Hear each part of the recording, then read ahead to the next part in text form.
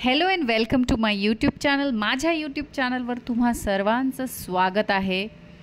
नवीन viewers आपल्या चॅनलला नक्की सबस्क्राईब करा. मी पाहिलं आहे की बरेच व्ह्यूअर्स आपला व्हिडिओ पाहून चालले जातात पण ते सबस्क्राईब नाही करत आणि असे 80% लोक आहेत. तर प्लीज हेल्प करा आणि सबस्क्राईब करा.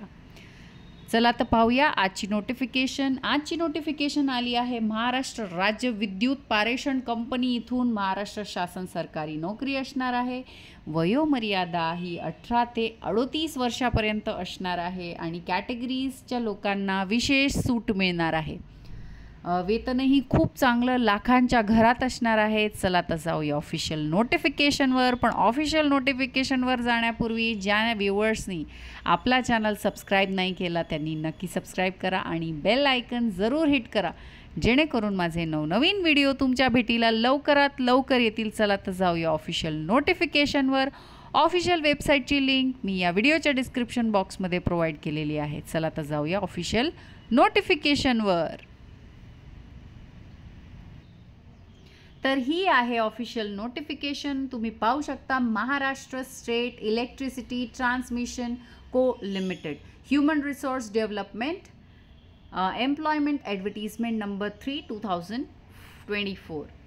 पोस्ट कोणती आहे? Executive engineer. कंपनी प्रोफाईल इथे दिलेला आहे ते तुम्ही वाचू शकता. आता पोस्ट आणि वेकन्सी आपण पाहू शकतो. टोटल 25 वेकन्सीज आहेत आणि इथे कास्ट कॅटेगरीनुसार विभाजन करून देण्यात आलं आहे ते तुम्ही पाहू शकता. आणि ॲब्रेवेशन म्हणजे WR काय आहे, D काय आहे, HH काय आहे ते दिलेलं आहे. तर तुम्ही पाहू शकता वेकन्सीज कशा आहेत आणि तुम्ही पाहू शकता सगळ्या वेकन्सीज त्यानुसार तुम्ही अप्लाय करू शकता. एज रिलॅक्सेशन आपण जसं पहिले पाहिलं होतं कट ऑफ दिलेला आहे त्यांनी respect of age qualification experience 31/7/2024 पर्यंत त्यांनी दिलेला आहे. पे स्केल तुम्ही पाहू शकता हे खूपच चांगलं आहे आणि जे सिलेक्टेड कॅन्डिडेट्स आहे त्याला अगदी खूप मस्त लाखाच्या घरात अगदी छान पगार असणार आहे. त्यामुळे काहीच काळजी करायची गरज नाही आहे. त्यामुळे तुम्ही या ॲडव्हर्टिजमेंटला व्यवस्थित वाचून तुम्ही ॲप्लिकेशन करू शकतात.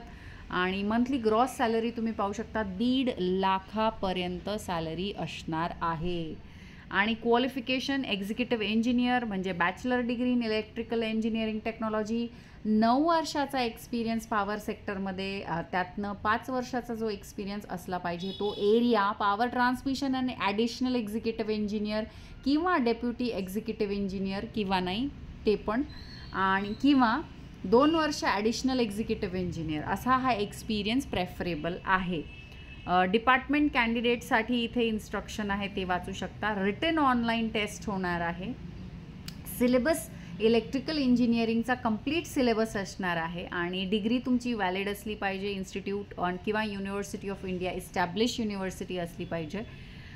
त्यानंतर एक्सपिरियन्स पोस्ट क्वालिफिकेशन एक्सपिरियन्स काय असला पाहिजे तर तुमचा क्वालिफिकेशन एक्सपिरियन्स तुमच्या युनिटमध्ये म्हणजे तुमच्या कॅटेगरीमध्ये फील्डमध्ये असला पाहिजे. म्हणजे पॉवर ट्रान्समिशन एक्सपिरियन्स असला पाहिजे.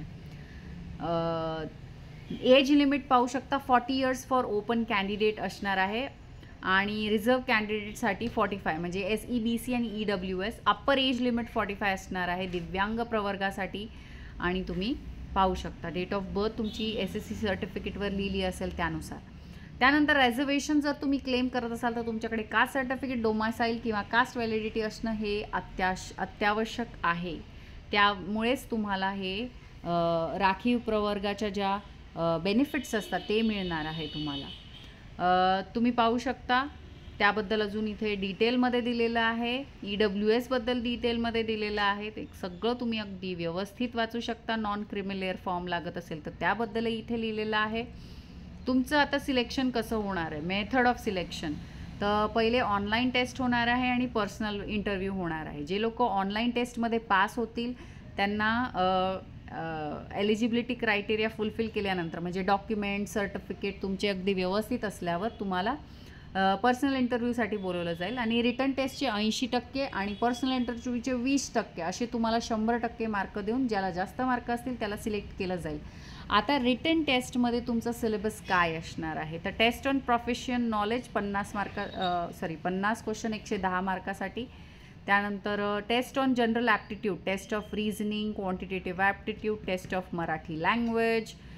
तर 40, 20, 20 असे क्वेश्चन असणार आहे आणि त्याचे 20, 10, 10 असे मार्क असणार आहे. 120 मिनिटांचा हा टेस्ट असणार आहे आणि 150 मार्काची ही टोटल टेस्ट असणार आहे. 130 क्वेश्चन असणार आहे. रॉंग आन्सरसाठी पेनल्टी असणार आहे 0.25. त्यामुळे जे आन्सर माहिती आहे तेच लिहाल तुम्ही. आणि इथे सिलेबसबद्दल दिलेलं आहे ते तुम्ही वाचू शकता. सेंटर तुम्ही चूज करायच्या वेळेस तुम्ही पाहू शकता कोणते सेंटर तुम्हाला जवळ आहे तेच तुम्ही चूज करू शकता. आता आहे ॲप्लिकेशन फी. ओपन कॅटेगरीसाठी 750 म्हणजे 700 रुपये असणार आहे आणि रिझर्व कॅटेगरीसाठी 350 रुपीज असणार आहे. दिव्यांग लोकांसाठी फीज ही नसणार आहे, त्यांना माफ असणार आहे दिव्यांग प्रवर्गासाठी. तुम्ही ऑनलाईन फी भरू शकता आणि त्याच्यानंतर इन्स्ट्रक्शन रिगार्डिंग ऑनलाईन ॲप्लिकेशन कसं भरायचं आहे त्याच्यासाठी इन्स्ट्रक्शन दिलेले आहे. कॉल लेटर असलं पाहिजे तुमच्याकडे, कलर पासपोर्ट साईज फोटो असला पाहिजे, ओरिजिनल ID प्रूफ असलं पाहिजे, तेव्हाच तुम्हाला रिटन टेस्टसाठी अलाव केलं जाईल. त्यानंतर तुम्ही पाहू शकता आयडेंटिटी व्हेरिफिकेशन कसं करणार आहे. फिमेल कॅन्डिडेटसाठी इथे इन्स्ट्रक्शन दिलेली आहे. त्यानंतर ऑनलाईन टेस्ट जी होणार आहे ती ऑगस्ट किंवा सप्टेंबरमध्ये होऊ शकते याच वर्षी. जनरल इन्स्ट्रक्शन्स दिलेले आहे ते तुम्ही वाचू शकता. इम्पॉर्टंट इन्स्ट्रक्शन्स मी इथे तुम्हाला सांगितलेले आहे. बाकीचे जे इन्स्ट्रक्शन्स आहे तुम्ही ऑनलाईन ॲप्लिकेशन भरायच्या आधी ॲप्लिकेशन कसा भरायचा त्याची सगळी डिटेल इथे दिलेली आहे. फोटोग्राफ काय साईजचा असला पाहिजे, तुमची साईज किती डायमेन्शनमध्ये असली पाहिजे, तुमचा लेफ्ट हँड थंब इम्प्रेशन म्हणजे तुमच्या बोटाचा जो ठसा आहे, अंगठ्याचा जो ठसा आहे तो किती डायमेन्शनमध्ये असला पाहिजे, कोणत्या इंकमध्ये असला पाहिजे, व्हाईट पेपर कसा असला पाहिजे, सगळं व्यवस्थित इथे दिलेलं आहे. त्यामुळे तुम्ही याची प्रिंट काढा, अगदी सोयीस्करपणे शांत वातावरणात बसून अगदी पूर्ण ॲडव्हर्टिजमेंट वाचा, ॲप्लिकेशन कसं भरता ते वाचा आणि मगच ॲप्लिकेशन हे भरायला घ्या. शेवटी ऑनलाईन तुम्हाला पेमेंट करायचं आहे, त्यालाच अनुसरून तुम्ही पेमेंट करा, कारण दुसऱ्या वेने पेमेंट स्वीकारलं जात नाही. पेमेंट हे ऑनलाईनच करायचं आहे. डिस्क्रिप्शन फॉर्म दिलेला आहे तो भरायचा आहे. सर्टिफिकेट रिगार्डिंग फिजिकल लिमिटेशन्स त्याचा फॉर्म भरायचा आहे जर लागू असेल तुम्हाला.